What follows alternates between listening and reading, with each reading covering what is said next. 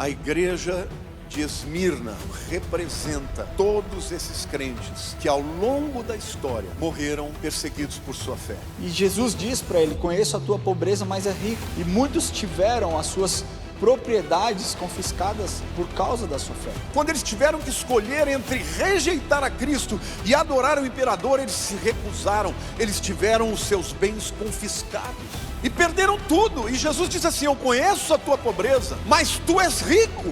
Eles precisavam lembrar que o fim desta vida não é o fim, mas o início da vida eterna. Para algumas das igrejas, Jesus tem palavras duras, mas para a igreja de Esmirna ele não tinha nenhuma condenação. Nenhuma condenação foi dada à igreja de Esmirna, sabe por quê? Porque eram perseverantes, porque eram excelentes, porque eram leais ao Senhor. Sejamos fiéis até a morte. Que nós possamos olhar para essa igreja e desejar ser fiéis como eles foram. Ser fiel até a morte, e dar-te-ei a coroa da vida.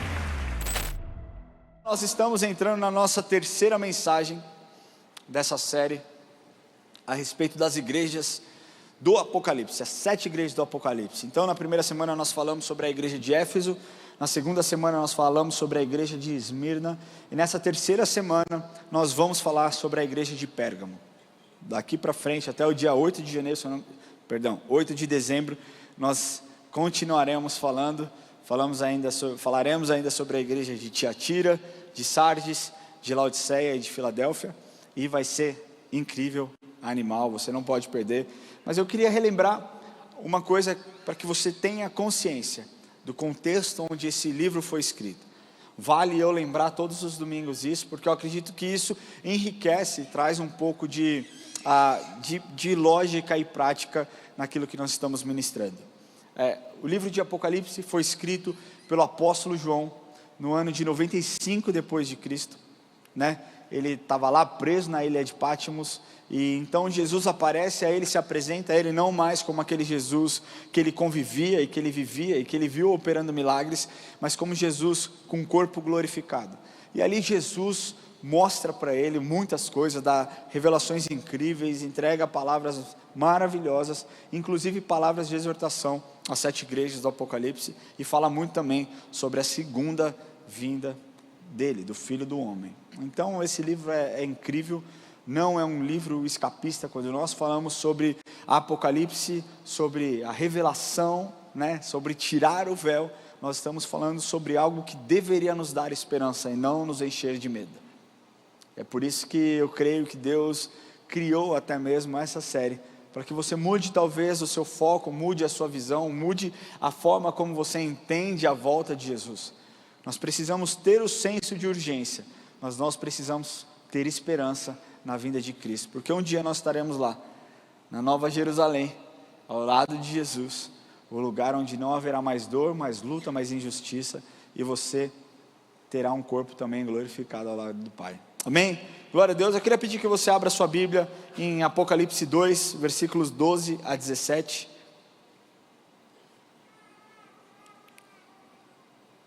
É bebezinho.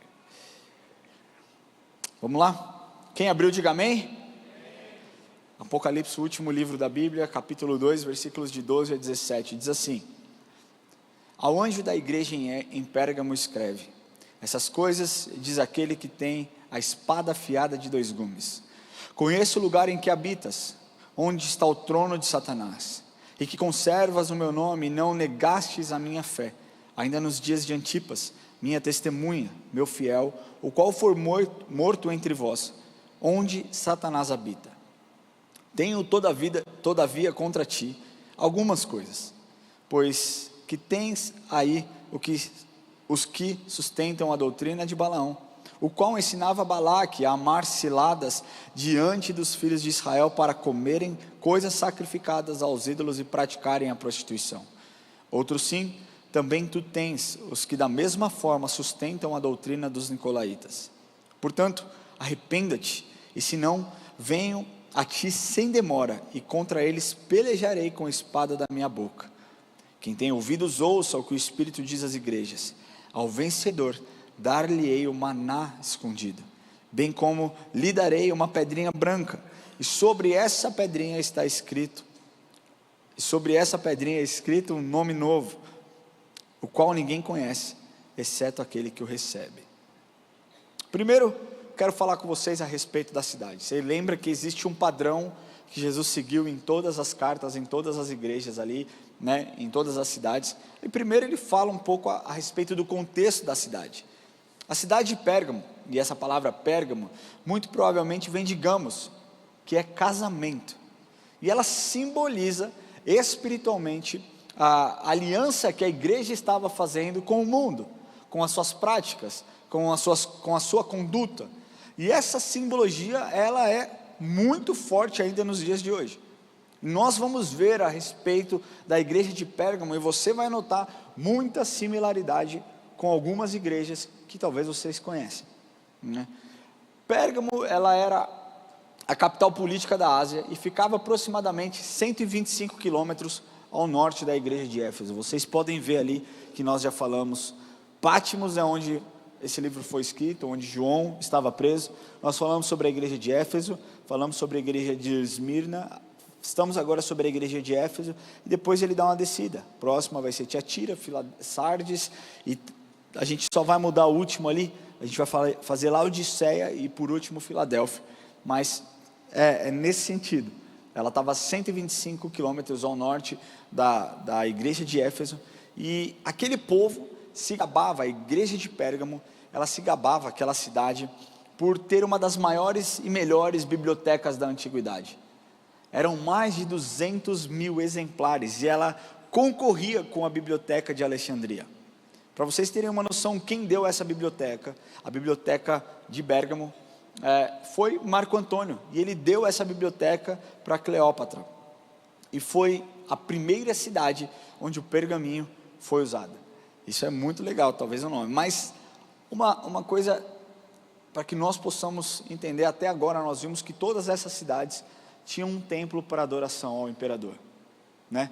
Nós falamos a respeito de Domiciano, nós falamos na última vez a respeito de outro imperador, nós estamos agora aqui falando a respeito de um trono que era dedicado a Zeus. O trono de Satanás, que provavelmente nós lemos aqui, era um altar especialmente dedicado a Zeus. E esse altar ele foi removido por arqueólogos alemães e levado para Berlim, em um museu onde se encontra exposto naquele lugar. E essa realmente era uma cidade culta e profundamente idólatra. Mas a exortação de Jesus, ela não se refere necessariamente a uma idolatria aberta, porque a igreja naquele tempo continuava resistindo às práticas, aquilo que o imperador mandava: vocês têm que se prostrar, vocês têm que se curvar diante do imperador, diante das imagens, e a igreja de Cristo continuava resistindo a isso. Mas a exortação de Jesus para a igreja, ela se refere à tolerância, porque aquela igreja estava permitindo que ensinos e práticas imorais entrassem na igreja. Isso não é muito comum nos dias de hoje?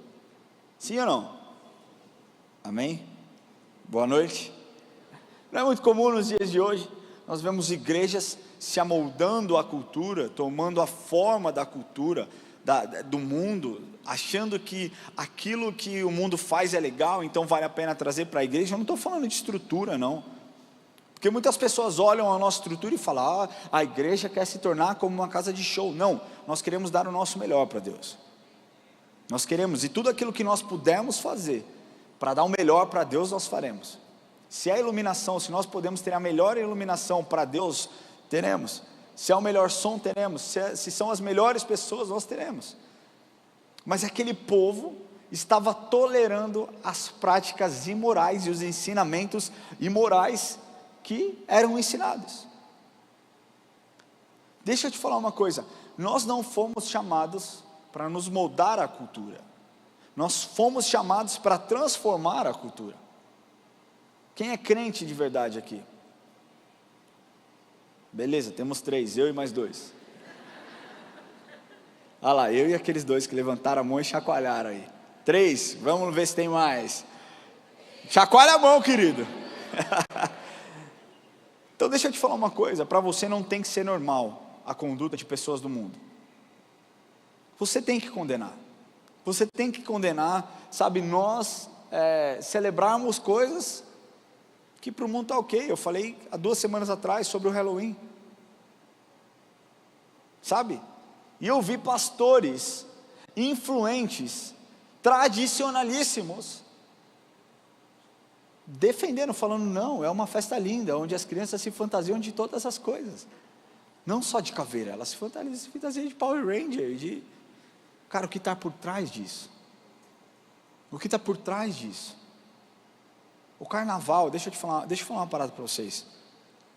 O carnaval é um feriado que para mim era incrível, e não porque eu assistia desfile, não tinha nada a ver, mas tinha uma questão afetiva, porque era o período do ano que meu pai tirava férias.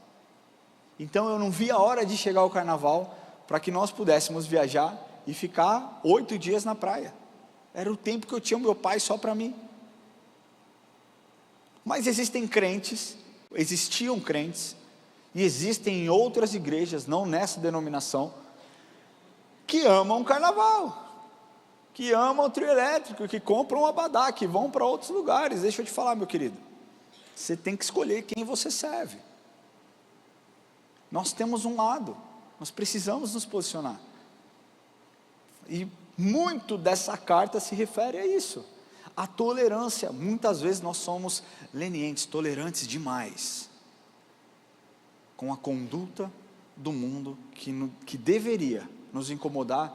Nós achamos que está tudo bem. Não está tudo bem, porque olha a exortação dura que Jesus dá no versículo 16, portanto, arrependam-se, senão virei em breve até você e lutarei contra eles com a espada da minha boca. Vamos continuar falando sobre a cidade. A cidade também, ela se tornou uma das principais que cultuava ao imperador, e por isso existia muita glória naquela cidade.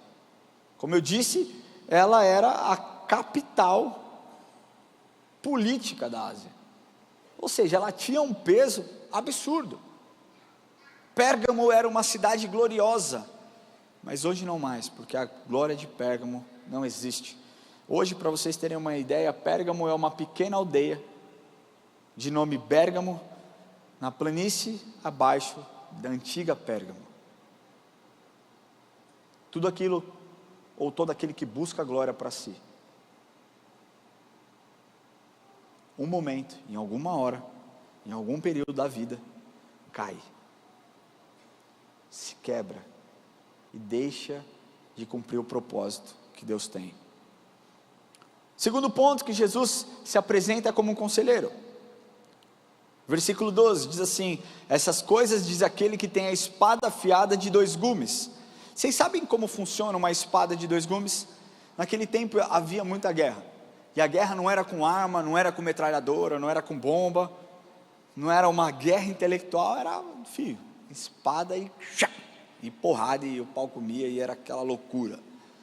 Então as espadas muitas vezes elas tinham um lado só afiado, mas a espada de 2 gumes era uma espada muito afiada dos 2 lados, a ponto dele fazer movimentos e cortar para todos os lados, não só em uma direção. Essa era a espada, ou é a espada afiada de 2 gumes.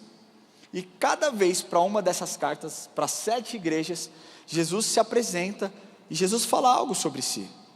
E o significado dessa espada afiada é um juízo severo. Apocalipse 1:16, nós vemos que esse juízo sai da boca de Jesus, sai das palavras de Jesus. Olha o que está escrito em Apocalipse 1:16. Tinha na mão direita 7 estrelas, e da boca saía-lhe uma afiada espada de 2 gumes. O seu rosto brilhava como o sol na sua força. E essa metáfora explica que o juízo provém da boca do Senhor, ou seja, das suas palavras. Para aqueles que confessaram Jesus como o Senhor e Salvador, nós ouviremos o meu nome. Quando diz aqui que essa pedrinha branca estará escrito o nome, que somente aquele que o chamou conhece, é o seu nome, que somente você e Jesus saberá. Existe algum Ramon aqui hoje? Está de sacanagem? Não, tem que ser nome. Você sabe que hoje de manhã tinha um Lamartine aqui sentado? E o Lamartine falou: em 63 anos de vida eu nunca vi isso. Não é comum, mas no céu você terá um nome exclusivo, um nome só seu. E quando Jesus te chamar, você vai saber: sou eu, Ele está falando comigo. E para aqueles que confessaram a Jesus, quando a voz dele soar, e você entender que Ele está falando com você, você reconhecer a sua voz, vai ser um momento glorioso. Mas para aqueles que vivem em pecado, pecando, cometendo adultério, ou seja lá qual for o tipo de moralidade, se afastando da presença de Deus, a ponto de haver um divórcio, um rompimento, uma apostasia, o juízo virá através da sua palavra, e isso será duro, isso será difícil. Mas o juízo, ele primeiramente é dirigido para os romanos,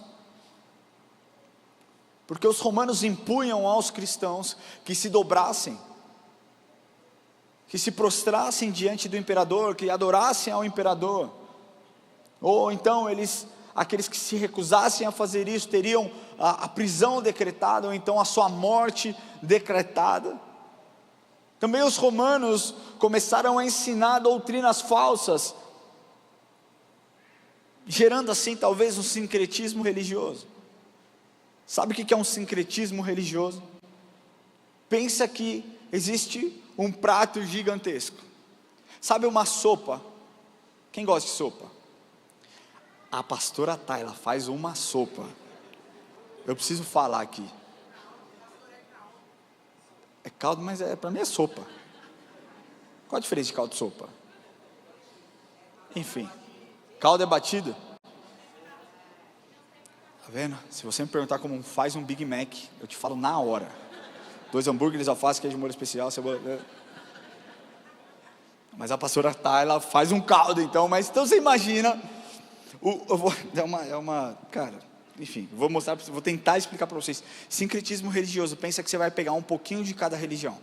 Ah, isso aqui é legal aqui, põe na panela. Ah, isso aqui é legal dessa religião, põe na panela. Ah, o hinduísmo diz isso, pô, bacana. É o espiritismo, e aquilo vira uma sopa de religiões. É mais ou menos o sincretismo religioso, tá? De forma bem porca, explicada, porque senão eu demoraria muito tempo nisso. Mas é basicamente várias doutrinas de várias religiões colocadas em um lugar só, e esse sincretismo muitas vezes tem tomado conta das próprias igrejas nos dias de hoje. Mas o juízo também é para a igreja, que tolerava a carnalidade.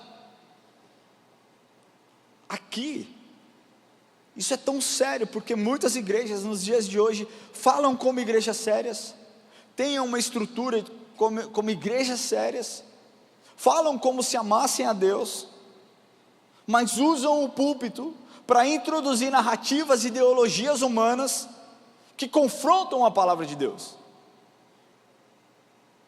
E eu não estou falando de uma igreja, eu estou falando de várias igrejas.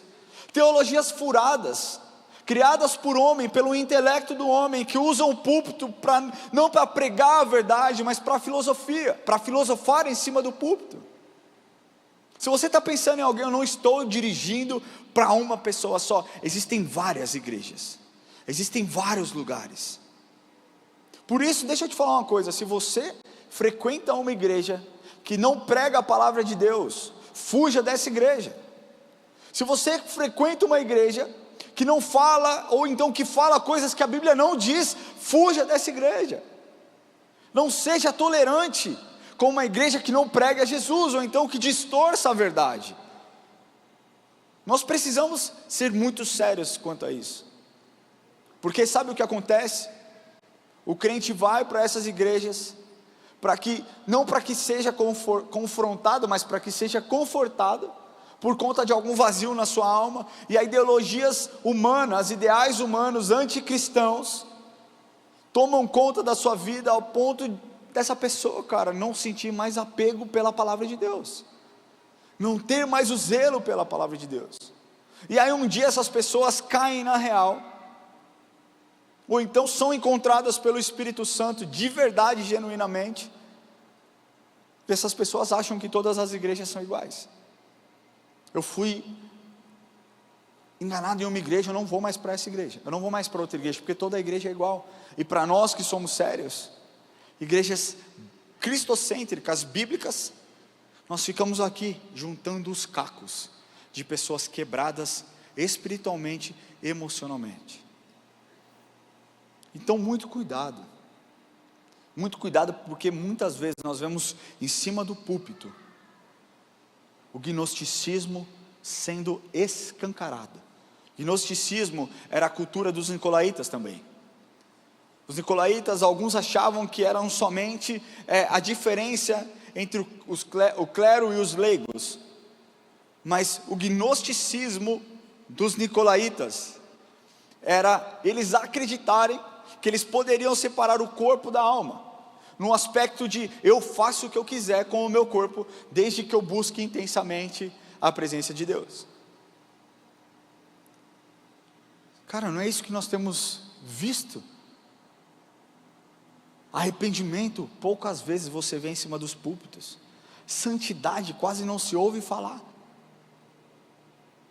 Nós precisamos começar urgentemente levar o evangelho a sério, porque senão nós vamos ter que continuar juntando cacos.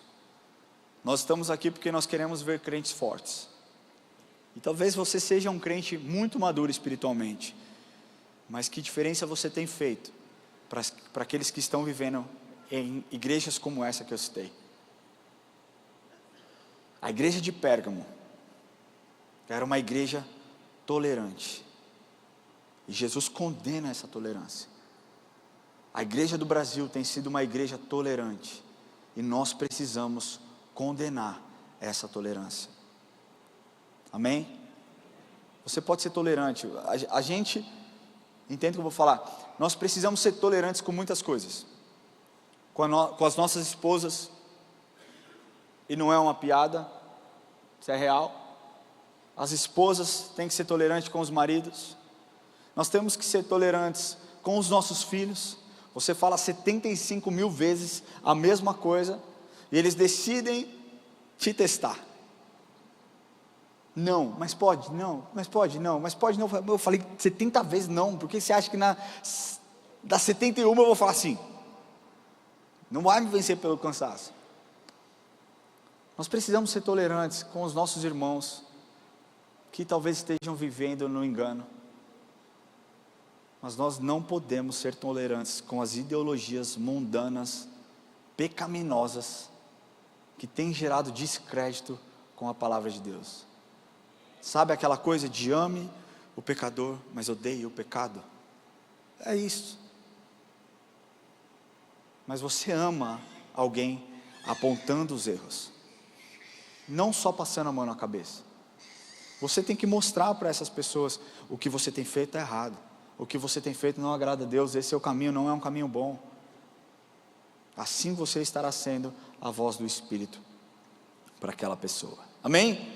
Terceiro ponto, nós vemos o padrão do elogio.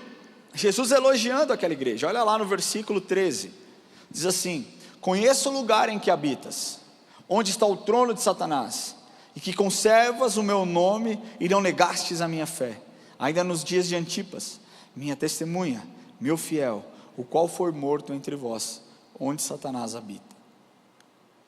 Essa igreja era uma igreja que mantinha a fé, mesmo habitando onde Satanás tinha colocado o seu trono temporariamente. E aqui eu preciso te falar que alguns estudiosos afirmam que o trono de Satanás, aquele lugar onde Satanás habita ou habitava, era uma metáfora, que não necessariamente Satanás morava ali, mas falava muito a respeito de uma mentalidade greco-romana que tomou conta daquelas pessoas e das suas atitudes e da sua postura e da tolerância e tudo mais.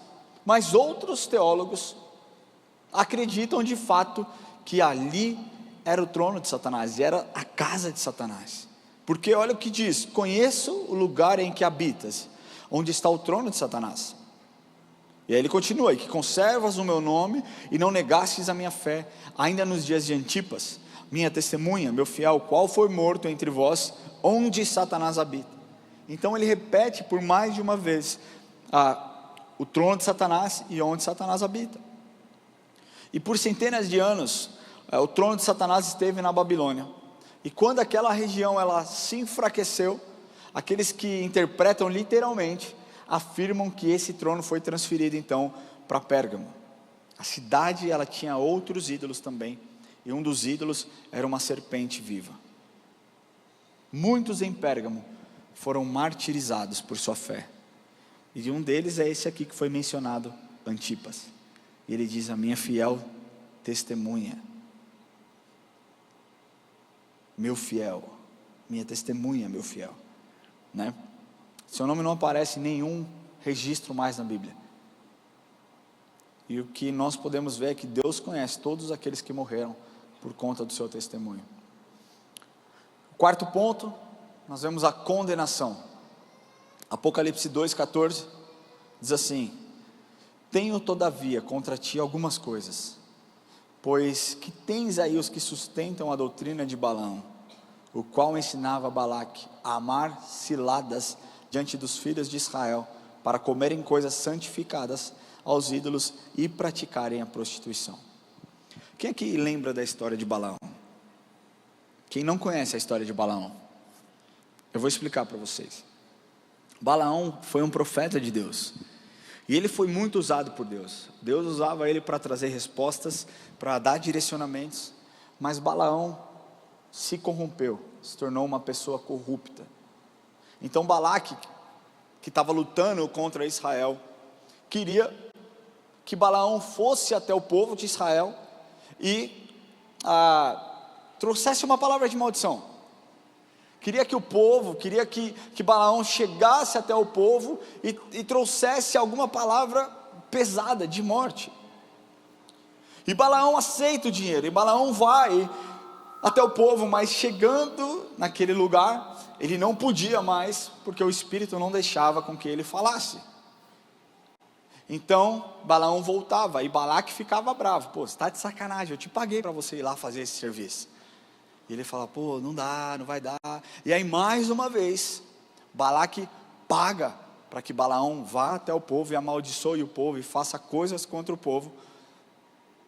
E Balaão aceita o dinheiro e mais uma vez vai, e mais uma vez é repreendido, não deixa com que ele vá. Vocês lembram até a história da mula de Balaão, que não andava? Só que Balaão sabia que não ia dar certo. Então o que ele diz? Ele diz o seguinte: eu vou te dar a letra de como você vai derrotar o povo de Israel.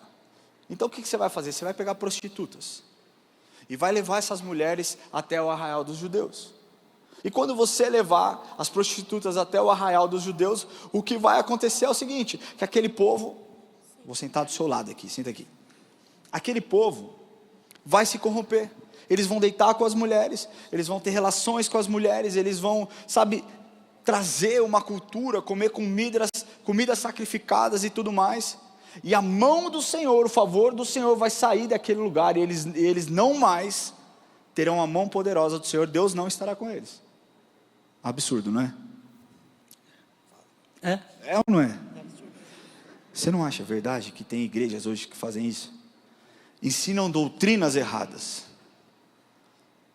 Ensinam doutrinas erradas para ganho pessoal, para ganho próprio. Isso é muito comum nos dias de hoje, irmãos. Quantas teologias nós vemos sendo pregadas no púlpito, onde o foco central não é aquilo que Deus vai fazer, mas no ganho próprio, no enriquecimento. O conceito de prosperidade está muito errado nos dias atuais. Prosperidade não tem a ver com dinheiro. Existe uma lei, esqueci o nome, mas é a lei da primeira ocorrência. A primeira vez que a palavra prosperar aparece na Bíblia, ela não tinha nada a ver com dinheiro, mas ela tinha a ver com o cumprimento de um propósito.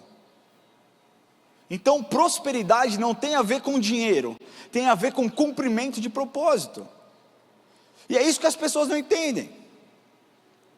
Prosperidade na sua vida não é você ter um bolso cheio de dinheiro, mas é ser alguém usado por Deus tão poderosamente, o propósito sendo cumprido na sua vida, então você prosperou. Agora, existem igrejas que dizem assim: se você não tem dinheiro é porque você não tem fé. Se você não tem dinheiro é porque você está em pecado. Se você não tem dinheiro, põe a mão na sua cabeça. Põe a mão na sua cabeça. Diz assim: eu posso, eu quero, eu consigo. Ah, dormir, meu irmão. Que isso, cara?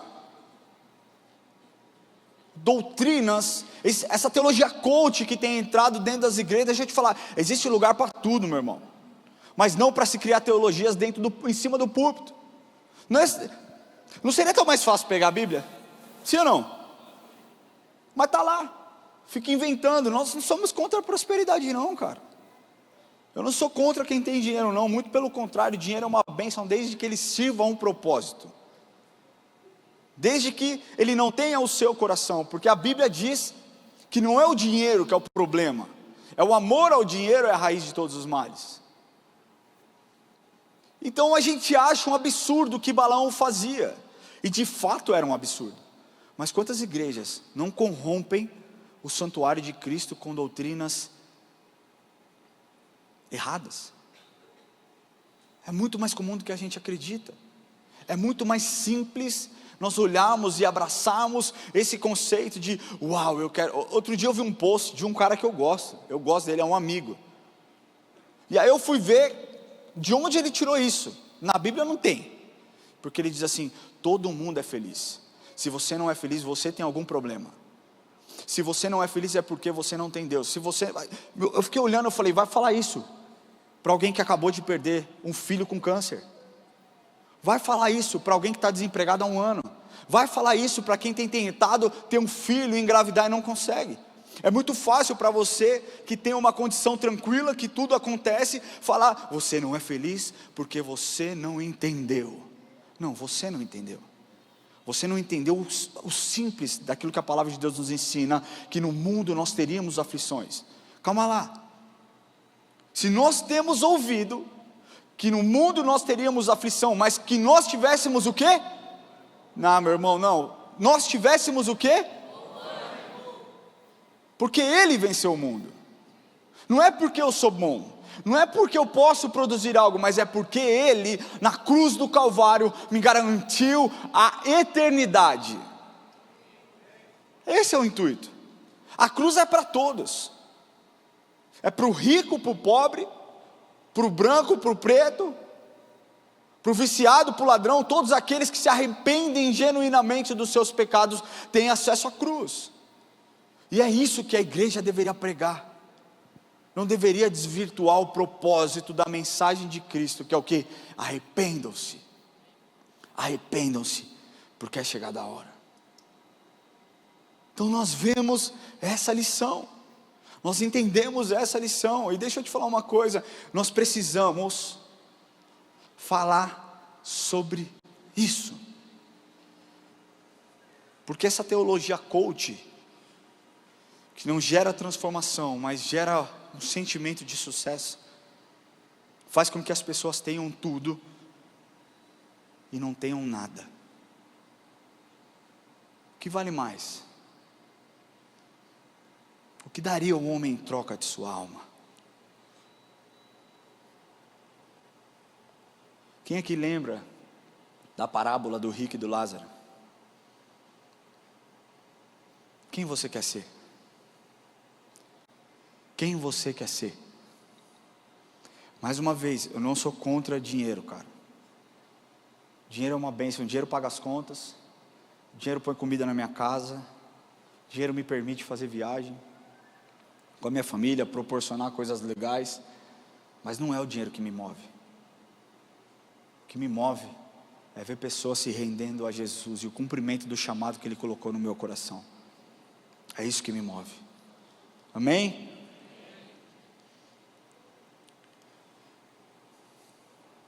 E aí também nós temos, voltando aqui, acho que eu fiquei bravo, mas é uma indignação santa.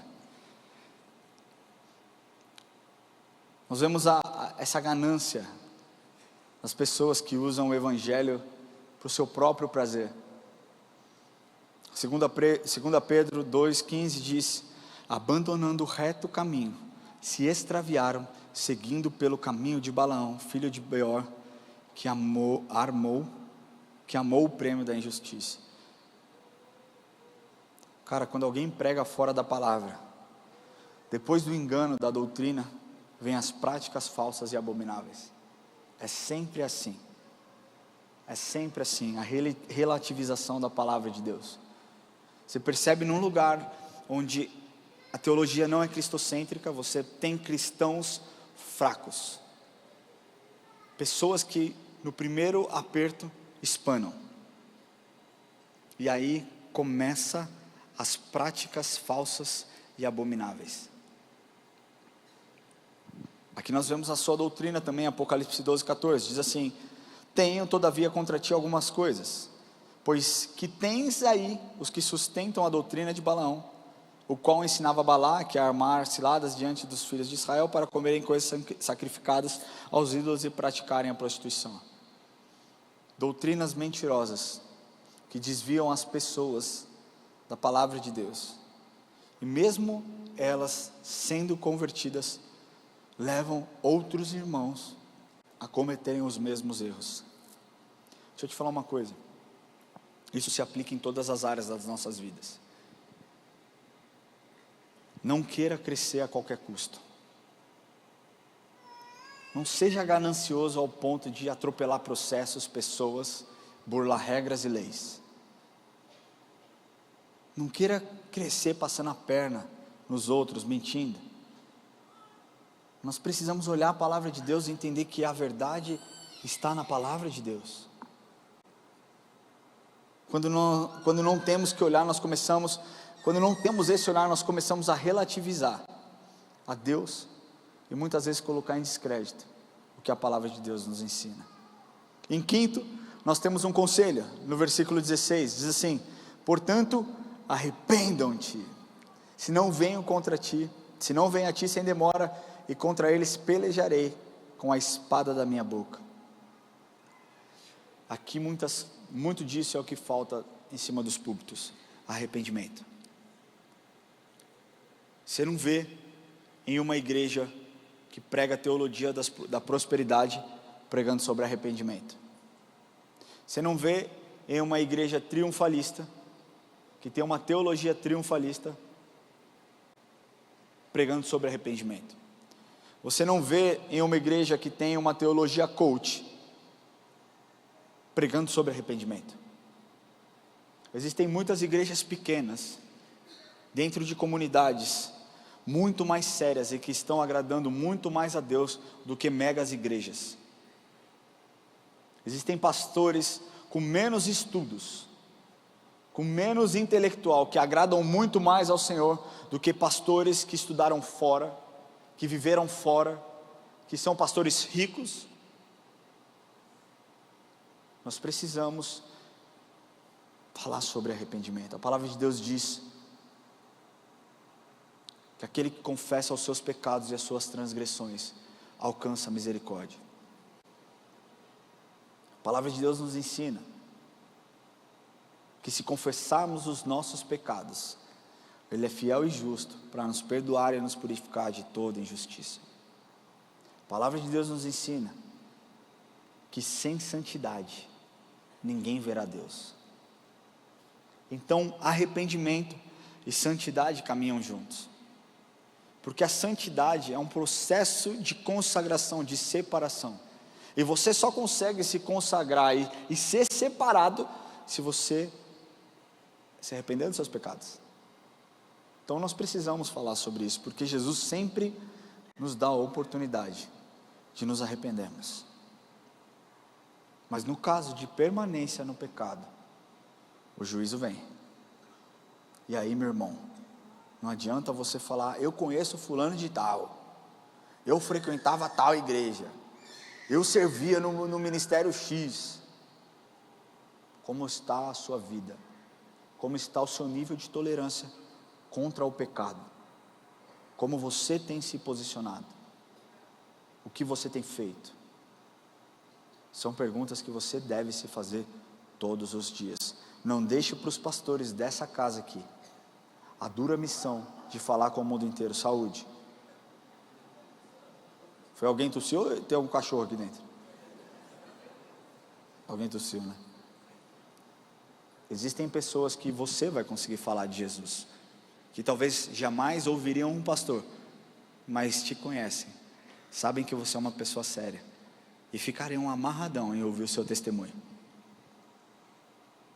Use da sua influência para gerar transformação. Não seja influenciado, mas influencie pessoas.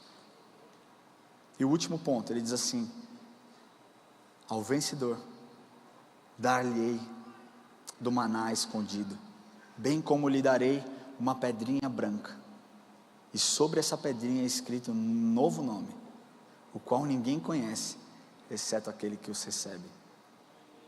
Só que talvez você não entenda o contexto, mas eu vou te explicar.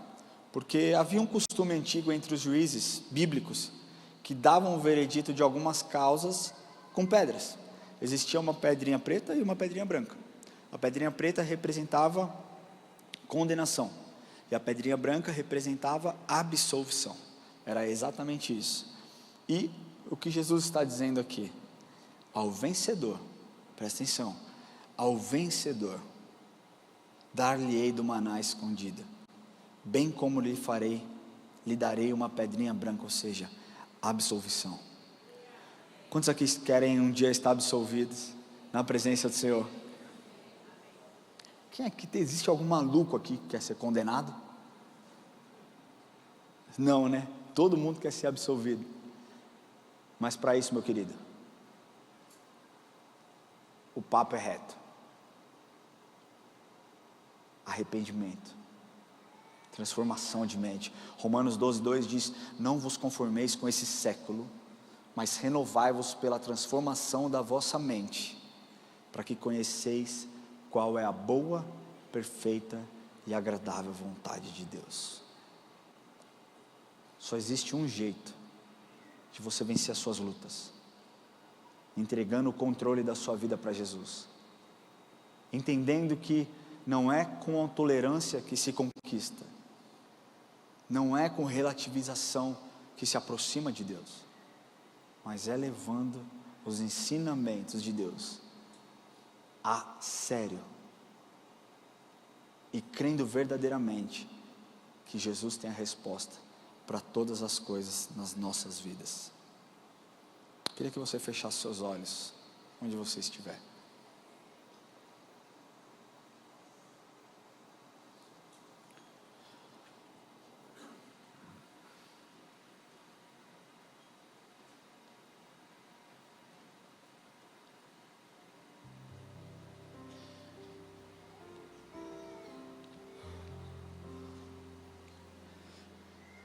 Eu queria falar com você hoje. Em primeiro lugar, quem entrou aqui hoje, talvez seja a sua primeira, segunda, terceira vez, mas que nunca tenha entregue o seu coração para Jesus. E essa palavra, ela é tão propícia e ela é tão lúdica, que ela nos mostra claramente o que acontecerá no dia do juízo final. A pergunta é: qual pedra você quer que seja levantada a seu favor? Para aqueles que forem condenados, serão lançados no inferno e não viverão na Nova Jerusalém, não viverão nesse paraíso onde não haverá dor, não haverá luta, não haverá alegria plena. Ramon, você está dizendo então que se eu não aceitar Jesus eu vou para o inferno? Eu não estou dizendo nada, a palavra de Deus diz. Eu não sou um maluco, eu não sou um lunático, eu não sou um religioso. Eu sou um cara apaixonado por Jesus porque reconhece a obra redentora e o sacrifício que Ele fez por mim. Alguém que ninguém valorizava, alguém que ninguém se importava, alguém que ninguém dava crédito, que ninguém via futuro, tirando os meus pais e as minhas irmãs, mas que ninguém tinha paciência para entender que aquele jovem era um jovem que tinha um buraco gigantesco na sua alma. A busca por aceitação, a busca talvez por uma resposta que eu tentei encontrar em tantos lugares. Mas quando Jesus se apresentou a mim, porque Ele se achegou a mim, Jesus que se apresentou a mim, no momento que eu disse sim para Ele, todo o vazio que eu sentia foi preenchido, todo sentimento de incapacidade foi preenchido por um sentimento de esperança e algo incrível que só Ele poderia gerar. E a certeza de que um dia eu vou estar no céu, ao lado de Jesus, e que Ele cumprirá, ainda em terra, todos os seus planos sobre a minha vida.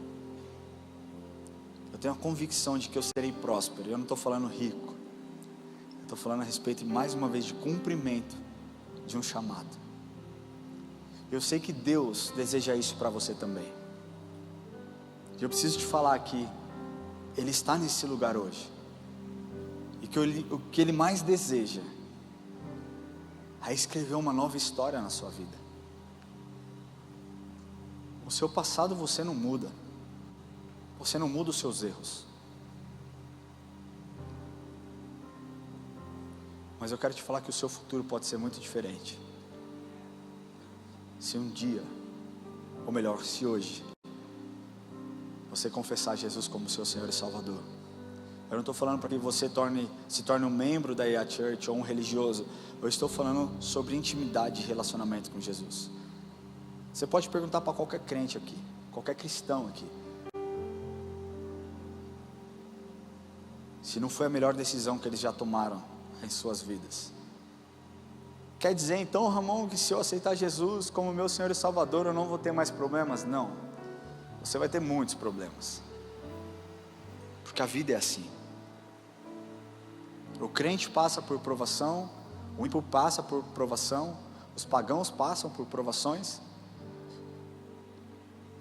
mas nós temos a segurança de que nós não estamos sozinhos, e até os momentos de dores profundas são preenchidas pela doce presença do Espírito Santo. E só tem um jeito de você ter essa doce presença dentro de você, é entregando o seu coração para Jesus. Talvez você esteja cansado de lutar com as suas próprias forças, talvez você esteja cansado de buscar respostas em lugares, ambientes ou então em coisas. Eu quero te falar que Jesus está aqui, de braços abertos, te esperando. Ele te ama, Ele deseja profundamente esse encontro com você. Se você deseja entregar o seu coração para Jesus nessa noite, eu queria te convidar a levantar sua mão onde você estiver, e eu quero orar com você. Existe alguém? Glória a Deus pela sua vida. Existe mais alguém que deseja entregar o coração para Jesus? Levante a sua mão onde você estiver e nós vamos orar.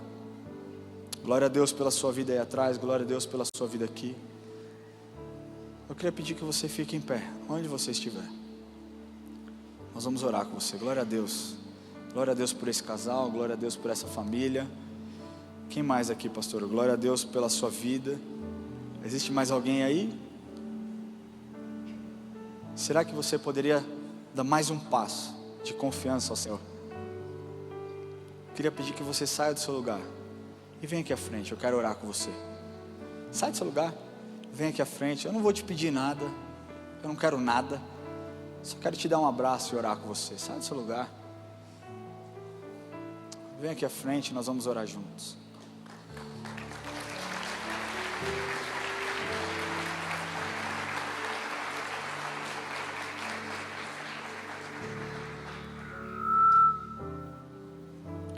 Desculpa, Tchuco.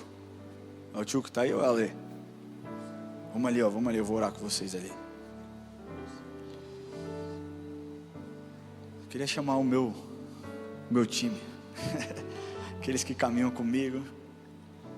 Queria pedir que viesse aqui à frente.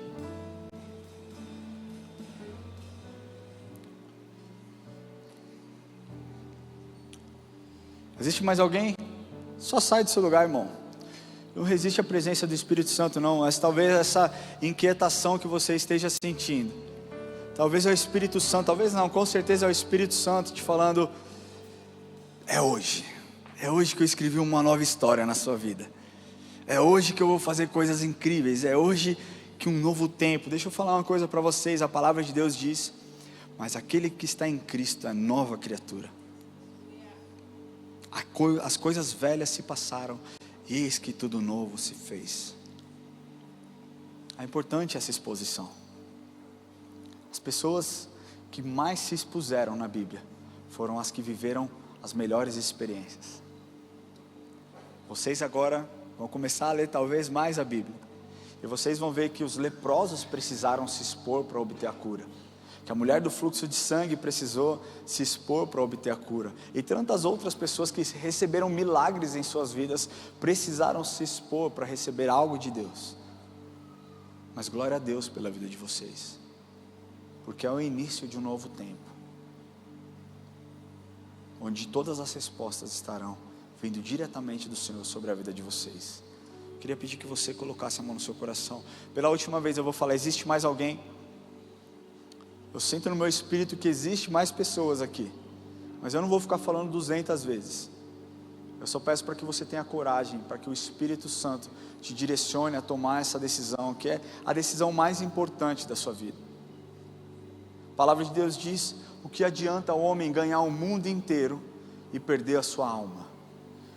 Não adianta você ser uma pessoa bem financeiramente, estar bem no seu trabalho, ter uma família saudável, se o seu coração não estiver entregue ao Senhor, meu querido. Deixa eu te falar, a absolvição não aparecerá na sua vida. Deus deseja hoje falar com você. Não resista à presença do Espírito Santo. Talvez se você não tenha coragem de tomar essa decisão sozinho, pega na mão da pessoa que te trouxe até aqui, fale assim, vamos lá, vamos junto, eu quero ir junto. Existe alguém que deseja fazer essa oração? Eu vou até você. Eu sei que tem mais alguém. Eu não sou vidente não, é porque o Espírito está me falando. Quem é você? Para que eu possa te dar um abraço, deixa eu te falar, você é muito precioso para Deus. Você é precioso demais para Deus. E talvez você pense, eu não tenho nada para oferecer, eu não tenho nada para dar. E o Senhor está te falando hoje, eu te aceito exatamente assim, exatamente desse jeito, e eu vou transformar a sua história no dia de hoje. Quem é você? Levanta sua mão, eu quero ir até você, eu quero orar com você.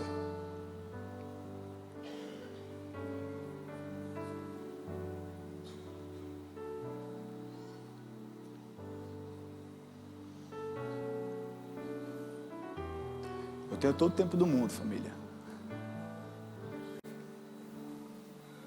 Senhor, em nome de Jesus eu declaro que toda cadeia, Senhor, que esteja amarrando os teus filhos neste lugar, está quebrada agora em nome de Jesus. Eu declaro que toda a guerra espiritual sendo travada nessa noite, seja vencida pelo teu Espírito. Eu declaro, Senhor, liberdade do teu Espírito. Eu declaro, Senhor, o encorajamento do teu Espírito sobre essa vida, Senhor. Eu declaro que Satanás não vencerá no dia de hoje, Senhor. Eu declaro que essa pessoa terá coragem para tomar essa decisão, Pai. Senhor, em nome de Jesus, que nós não sejamos movidos pela emoção, mas pela convicção de que o Senhor está falando conosco agora, nesse exato momento, Pai.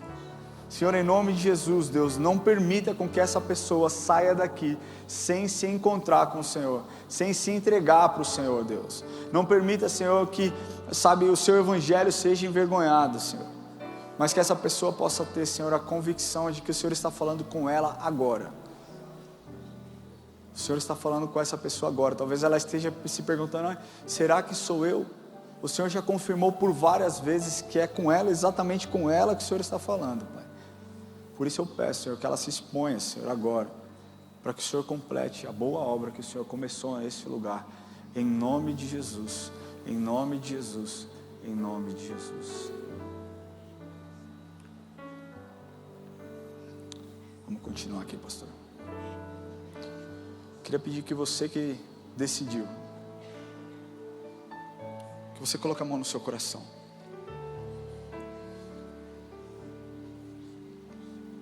Que você repita comigo assim essa oração. Senhor Jesus, hoje eu entrego o meu coração em tuas mãos. Eu confesso, Senhor, o Senhor Jesus como o meu Senhor e o meu Salvador. Eu peço, Jesus, que o Senhor mude a minha história, que o Senhor perdoe os meus pecados e que o Senhor escreva o meu nome no livro da vida. Senhor Jesus, eu te peço, me ajuda nessa minha caminhada, que eu sinta a sua presença, Pai, em nome de Jesus. Senhor, eu oro pelos meus irmãos agora, Pai. Declaro, Senhor, a sua paz sobre a vida deles, sobre toda angústia, Senhor, sobre toda dor na alma, sobre toda incerteza, sobre toda insegurança, Senhor, sobre todo medo, Senhor, sabe, sobre toda palavra lançada de maldição. Senhor, eu declaro sobre a vida de cada um dos meus irmãos a sua paz, e eu declaro que a partir de hoje eles são novas criaturas, Pai, que se dobrarão somente a Ti, Jesus. Só está orando. Ah, tá, que eu não te vi antes. Em nome de Jesus. Amém, amém. Se você fizer essa oração online, vai aparecer um QR Code na sua tela. Que você escaneie esse QR Code, que você fale conosco, para que nós possamos entender como nós possamos te servir. Queria pedir que você siga a equipe de consolidação. Nós vamos fazer uma oração de forma individual por cada um de vocês. Amém? Pode seguir a equipe ali, ó.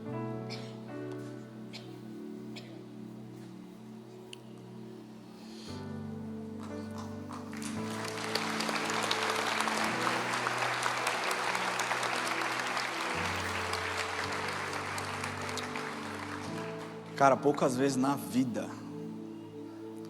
eu senti Deus me incomodando tanto como eu estou sentindo agora. Não é a minha carne, não é a minha emoção, porque ver esse tanto de vida se entregando já é lindo, cara.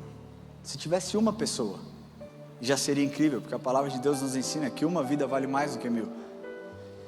Mas eu sinto tão forte dentro do meu espírito que existe alguém aqui que está tão amarrado, que está tão machucado. Cara, eu não sei o falar, mas eu sinto algo tão forte no meu espírito. Eu quero te falar que Jesus te ama. Tudo bem se você decidir não se expor, mas eu quero te falar que a palavra de Deus nos ensina que aquele que negar o filho, o pai o negará. Você teve a oportunidade de fazer a sua decisão. Na verdade, você está tendo a oportunidade de fazer essa decisão, porque a qualquer momento que você quiser, você pode vir aqui. E não é algo da minha mente, é algo do Espírito, cara. É algo verdadeiramente do Espírito. Eu sei que talvez você pense, eu não vou, eu não sei o que fazer, eu não sei o que vai ser, eu não sei, depois eu vou ser chamado de crente.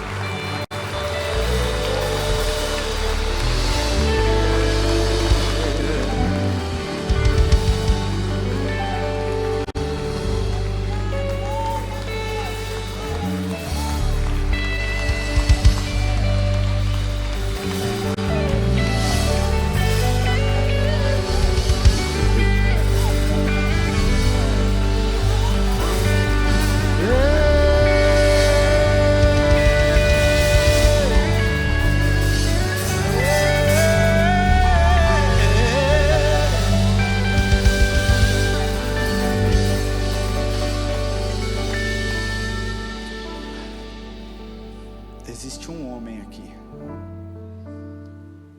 Existe um homem aqui que Deus está tocando agora.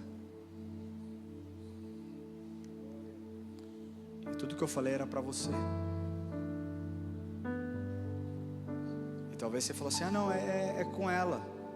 Não, é com você, homem.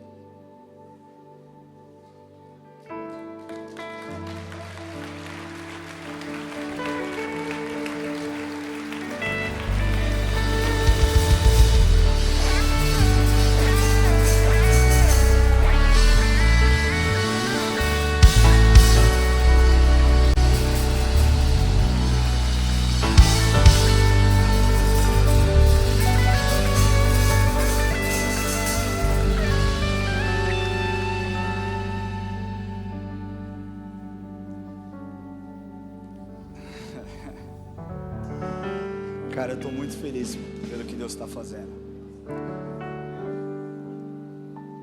Mas eu sinto que existe alguém especial aqui. Todos nós somos especiais.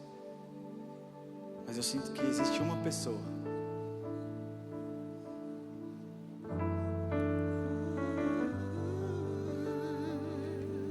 Não que essas pessoas foram movidas por emoção, não. Deus desejou muito vocês. Era com vocês, mas existe uma pessoa, um homem aqui, que está sentindo o coração arder desde o começo, e que talvez esteja tão enredado na cultura do mundo que talvez você esteja falando: cara, eu não quero. Você pode não querer, cara, mas Deus viu algo em você.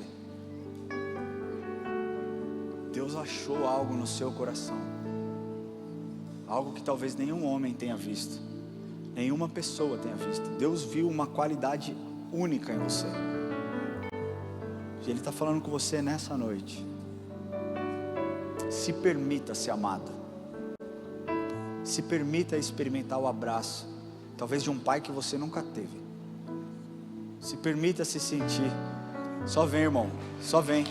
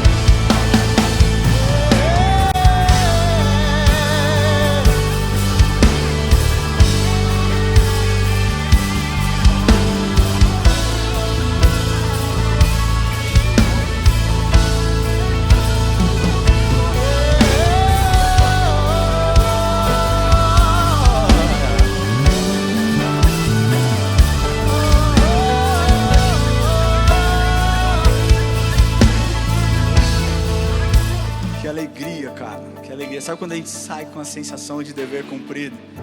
Deus é bom. A Ele toda a honra, toda a glória, cara. Não a nós, Senhor, mas ao Seu nome a glória. Ao Seu nome a glória, Pai. Coloca a mão no seu coração e repita comigo assim: Senhor Jesus, hoje eu entrego a minha vida em Tuas mãos. Eu confesso, Senhor, que o Senhor é o meu Senhor e o meu Salvador. Escreva o meu nome no livro da vida. Aqui está a minha vida, Pai. Me ajuda, Espírito Santo, nessa caminhada, em nome de Jesus. Amém. Aplauda o Senhor, meu irmão. Dê um grito de júbilo ao Senhor aí. Glória a Deus. Eu queria pedir que vocês acompanhem os diáconos ali, aliás, a equipe de consolidação. Queria pedir para vocês acompanharem eles também, Gui, Fê, Lucas. Acompanha eles para mim também, irmão. E agora eu queria falar com a igreja. Nós passamos um pouquinho do ponto, mas deixa eu te falar uma coisa. Eu aprendi ao longo dos meus anos, embora eu esteja na flor da idade, na juventude, eu aprendi que o reino de Deus é tomada força. E o que o diabo quer, cara, é nos prender. nos prender na incredulidade, nos prender, sabe, no comodismo, no conformismo. O conforto é uma maldição. A gente tem falado isso ao longo dos 40 dias. Nós nos reunimos na minha casa por 40 dias. Acabamos na sexta-feira. Todos os dias, de domingo a domingo, por 2 horas ou mais, nós estávamos ali orando pela igreja, orando por direcionamento. E a palavra que o Senhor colocou no nosso coração foi muito forte a respeito de o conforto ser uma maldição. O conforto tem levado as pessoas a estarem estagnadas naquilo que o Senhor os chamou para fazer. E você está tão confortável na sua situação que nem mais o arrependimento te gera algo. O Espírito Santo não tem mais talvez tanta força para te gerar algo que te coloque de novo nos trilhos. Talvez você esteja nesse lugar aqui. Eu quero te falar que se você está sentindo isso, é maravilhoso. Se você sentiu que você saiu dos trilhos e você tem falado: Senhor, eu quero voltar, deixa eu te falar que isso é bom, porque é sinal que o Espírito Santo está dentro de você. Esse inconformismo talvez com a situação que você esteja vivendo, ou esse incômodo que você está sentindo hoje, é algo produzido pelo Espírito. A palavra nos diz que quem nos convence, ou quem convence o homem ou o mundo do pecado, da justiça e do juízo, é o Espírito Santo. Então isso que você está sentindo se chama o Espírito Santo trabalhando na sua vida. Se você sentiu que em algum momento você saiu do trilho, você estava numa caminhada com Deus, mas você começou a negociar os seus valores, você começou a negociar princípios poderosos que você carregava.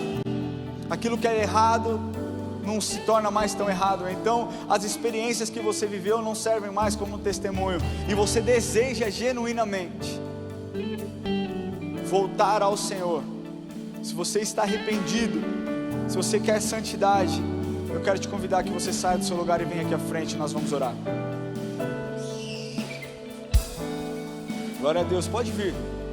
Se você entende que você precisa de santidade na sua vida, que você precisa se arrepender, se você entende que talvez você, como a igreja de Pérgamo,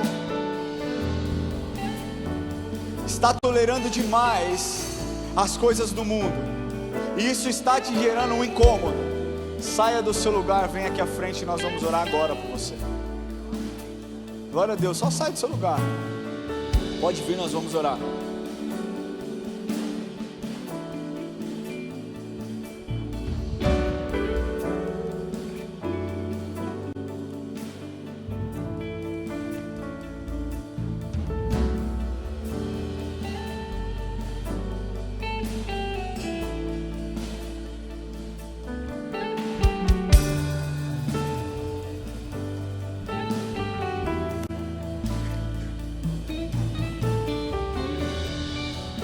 Ainda dá tempo, hein? Se você deseja, sai do seu lugar.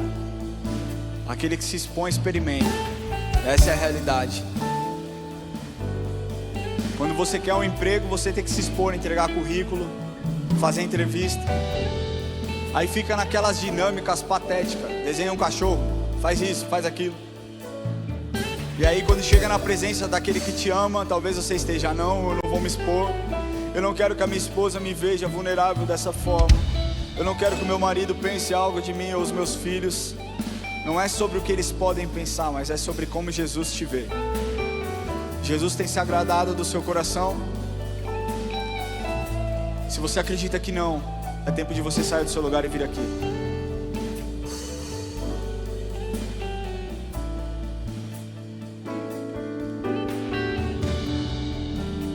Que talvez estejam presos ou enredados nas armadilhas de Satanás. Deus, por algum motivo, a distração os tirou do propósito. Por algum motivo, Senhor, talvez seja por conta de más experiências, Pai.